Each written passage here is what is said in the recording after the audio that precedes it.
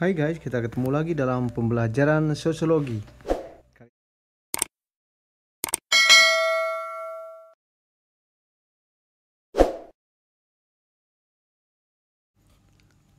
Oke, kali ini kita akan belajar tentang social group. Menurut Ferdinand Tönnies. Ferdinand Tönnies membagi kelompok sosial menjadi Gemeinschaft dan Gesellschaft.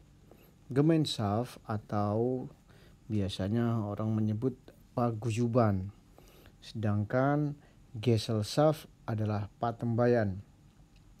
Dalam masyarakat itu dapat dibedakan dengan jelas antara kelompok masyarakat yang Gemeinschaft atau paguyuban dengan masyarakat kelompok Gesellschaft atau patembayan. Oke, kita lihat satu persatu.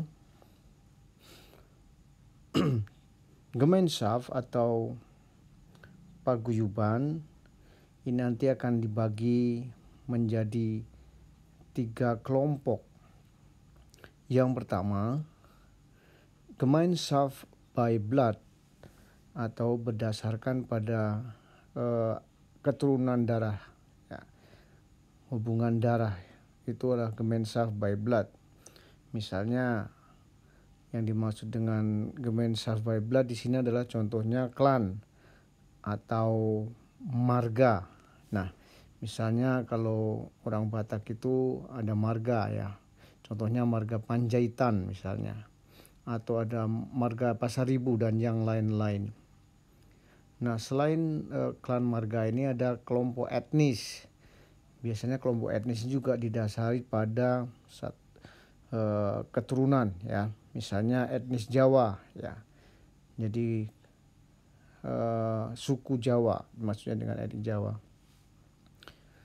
Nah, selanjutnya Gemeinschaft of place. Kalau Gemeinschaft of place berarti paguyuban yang didasarkan pada asal usul tempat yang sama. Misalnya Asosiasi Pelajar Indonesia di Amerika Serikat, ya. Berikutnya yang C, Gemeinschaft of mind. Gemeinschaft of mind itu paguyuban yang didasarkan pada ikatan pandangan yang sama atau memiliki ide yang sama. Contohnya yang paling gampang adalah partai politik. Mereka termasuk kelompok yang memiliki pandangan yang sama. Selanjutnya kita akan berbicara tentang Gesellschaft atau patembayan. Dalam kelompok patembayan ini yang paling gampang adalah ketika bicara tentang perusahaan, ya, atau korporasi atau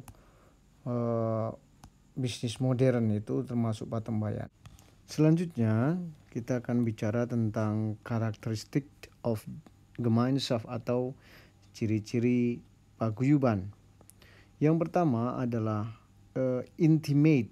Jadi intimate berarti hubungan yang sangat dekat di dalam kelompok dalam jangka waktu yang lama. Kemudian bersifat privat, ya. Privat itu berarti hubungan yang sangat khusus istimewa di dalam kelompok itu. Nah, kemudian yang ketiga adalah eksklusif.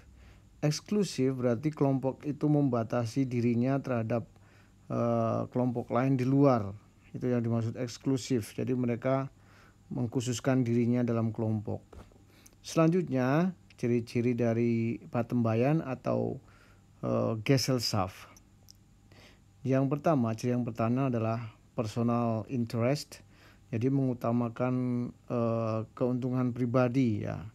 Semoga segala urusan harus berkaitan dengan kepentingan pribadi. Kemudian dalam kelompok Gesellschaft ada pembagian kerja didasarkan pada skill atau kemampuan, ya. Nah, kemudian economical orientation atau orientasi ekonomi. Jadi dalam kelompok patembayan orientasi ekonomi sangat penting. Nah, yang berikutnya, yang keempat adalah adanya persaingan yang tinggi dalam kelompok itu atau high competition di antara kelompok patembayan.